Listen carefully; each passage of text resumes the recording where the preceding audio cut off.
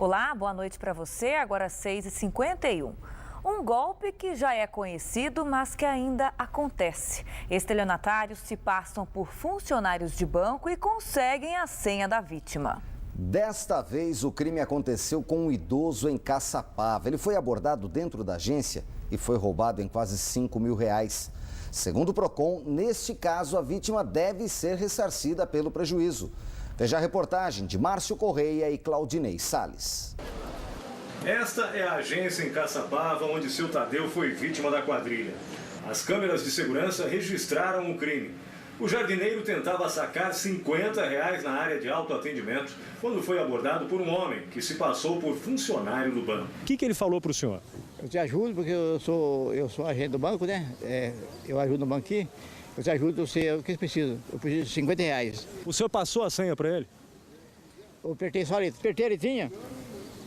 Aí, agora o seu dinheiro está aí no banco. Peguei os R$50, aí desconfiei, fui em simpatia, lá em cima na caixa eletrônica. Peguei, foi ver os tratos, tinha roubado na mesma hora. Enquanto era distraído pelo criminoso, outros 3 comparsas limparam a conta do jardineiro.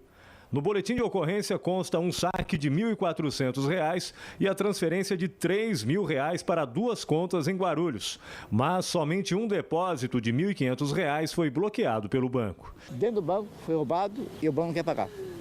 Segundo o Procon, os bancos são responsáveis pela segurança dos clientes dentro das agências. De acordo com o Código de Defesa do Consumidor, saques indevidos devem sim ser ressarcidos pela instituição financeira. O banco deve ressarcir o consumidor pelo prejuízo sofrido, não só pelo valor do saque. Se aquele saque indevido tiver causado um outro prejuízo ao consumidor, por exemplo, naquela data ele tinha uma conta para pagar e só tinha aquele dinheiro para pagar. Em função do saque indevido, ele não pôde pagar a conta. Tem multa e juros. O banco vai ser responsável por esse prejuízo indireto também. Ainda segundo o coordenador, uma liminar obriga a Caixa Econômica Federal, especificamente, a cobrir o prejuízo em 5 dias. Uma resolução do Banco Central também determina que os demais bancos deem uma resposta sobre esse tipo de crime em até 15 dias. Mas é possível evitar todo esse transtorno. Ele não pode nunca fornecer a senha dele para ninguém. Quando ele perceber que tem alguém observando os procedimentos que ele está adotando, ele deve paralisar imediatamente, chamar algum funcionário do banco devidamente identificado, porque na maioria das vezes esses estelionatários se passam por funcionários de bancos. Então, assim, visualizar o crachá, o nome do funcionário e mesmo para o funcionário, jamais passar a sua senha do banco. Orientado pela nossa reportagem, seu Tadeu fez a queixa no Procon. Fiquei mais tranquilo, mais confiante. Tenho certeza que esse dinheiro vai voltar de volta na minha mão. O senhor nunca mais vai dar a senha para ninguém, né? Nunca mais na minha vida. Isso deu um branco de mim, sabe? Eu, na minha inseguridade, perdi meu dinheiro, mas tenho certeza que esse homem aqui vai ter o meu dinheiro. Nós procuramos a Caixa Econômica Federal para falar sobre o assunto e, por telefone, a assessoria de imprensa informou que o caso está sendo analisado pelo banco e que uma nota oficial será enviada. Nós estamos no aguardo. Até agora nada, né? O coronel Manuel Messias, ex-comandante da Polícia Militar do Vale do Paraíba, denunciado pela 5ª Vara Criminal de São José dos Campos por abuso de autoridade e por colocar em risco a vida de pessoas durante a reintegração de posse do Pinheirinho em janeiro do ano passado. Em nota, a Polícia Militar diz que a denúncia está sendo avaliada pela Justiça. Em janeiro do ano passado, cerca de 1.700 famílias que ocupavam o terreno do Pinheirinho tiveram de deixar a área durante a ocupação da PM. A operação contou com a ajuda de 2.000 homens. A reintegração de posse foi obtida na Justiça em favor da massa falida da empresa Selecta Comércio e Indústria, proprietária do terreno.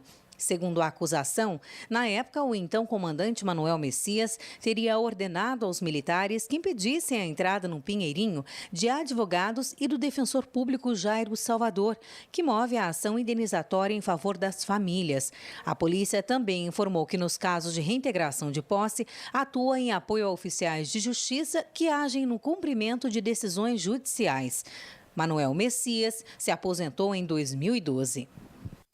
E em Caçapava, um homem de 28 anos fez a namorada e a filha reféns dentro de casa no bairro Jardim Rafael. O crime aconteceu nesta madrugada. Um dos vizinhos percebeu uma movimentação estranha e chamou a polícia. A mulher conseguiu escapar pela janela, mas deixou a filha de 7 anos. Quando a polícia chegou ao local, depois de alguns minutos de negociação, o homem liberou a menina. Por sorte, ninguém ficou ferido. São Luís do Paraitinga se prepara para enfrentar a temporada de chuvas. Desde 2010, quando a cidade foi destruída pela enchente, que o trabalho é reforçado nesta época do ano, principalmente na área central, onde pelo menos 500 casas são constantemente ameaçadas de inundação. O verão só chega em dezembro, mas em São Luís do Paraitinga a prevenção às chuvas já começou. São 5 áreas de risco existentes na cidade, a maioria na parte alta, que a partir desta segunda-feira começam a ser monitoradas. A gente vai fazer uma visita nas casas, né, com o pessoal do social, um agente jovem, está programando isso aí para esse mês. Cadastrando o pessoal para ver se não tem deficientes nas áreas de risco, né? Ver se não apareceu novos casos, né? Novas casas com trinca, muro, essas áreas de risco, para estar cadastrando esse pessoal para não possível retirada desse pessoal, a gente saber como agir. A limpeza de bocas de lobo também já foi solicitada pela Defesa Civil. Desde a enchente de 2010, que arrasou o centro histórico, o rio Paraitinga passou a ser a principal preocupação. Toda vez que chove, os moradores ficam apreensivos. Dá um pouquinho de apreensão, sim. Não sabe o que vai ser, o que vai acontecer. A cada chuva, e nós estamos chegando à época de chuva, não é? Isso traz preocupação. Só começar a chover, todo mundo fica correndo. A gente fica meio apreensivo, né? Mesmo que eu não moro aqui embaixo, que eu moro no Alto do Cruzeiro, a gente tem medo do mesmo jeito, né? Pelo menos 500 casas na região central são constantemente ameaçadas de inundação. 20 estações telemétricas iguais a esta foram instaladas desde Cunha até Guaratinguetá. Os equipamentos acompanham o nível do rio Paraitinga e prevêem chuvas com até 6 horas de antecedência. São estações montadas na cidade, uma na cidade e 6 a montante, né? 4 no rio Paraitinga e 2 nos afluentes Jacuí e Chapéu. E são mais 3 telemétricas assim, só para dados de chuva. E essas informações chegam online para a gente no nosso escritório, 24 horas, né? Que vai ser monitorada a partir de dezembro, né? 24 horas para os nossos funcionários. E ela dá dados, né? Que a partir de 2h20 ela extravasa aqui no ponto mais baixo. E a 3 metros a gente já está avisando o pessoal. Então é um trabalho seguro. E além disso a gente está junto à Unesp conseguindo um técnico em hidrologia, né? Para fazer essas comparações da chuva, né, montante, qual a influência dela na cidade. A tecnologia é fundamental para agilizar a remoção das famílias antes que a água invada as residências. Mas o que evita mesmo enchentes são obras.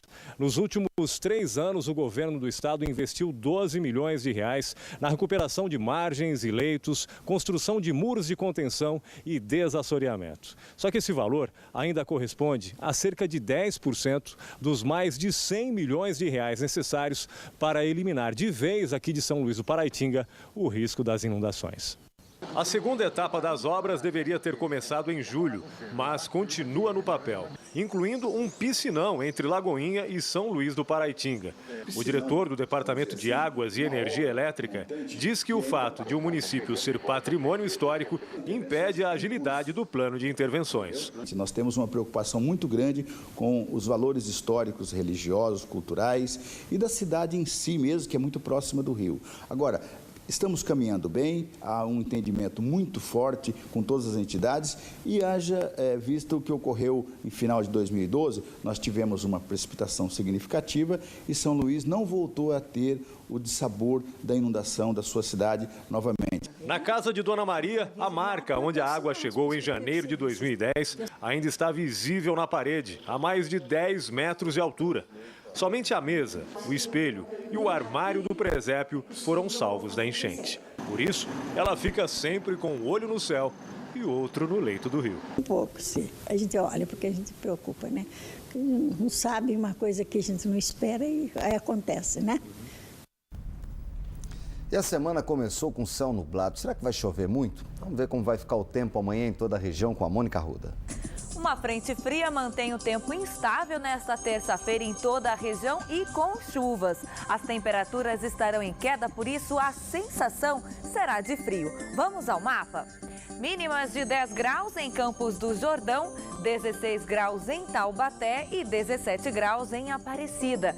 Já as máximas chegam aos 20 graus em Guaratinguetá, São José dos Campos e em São Sebastião, 24 graus.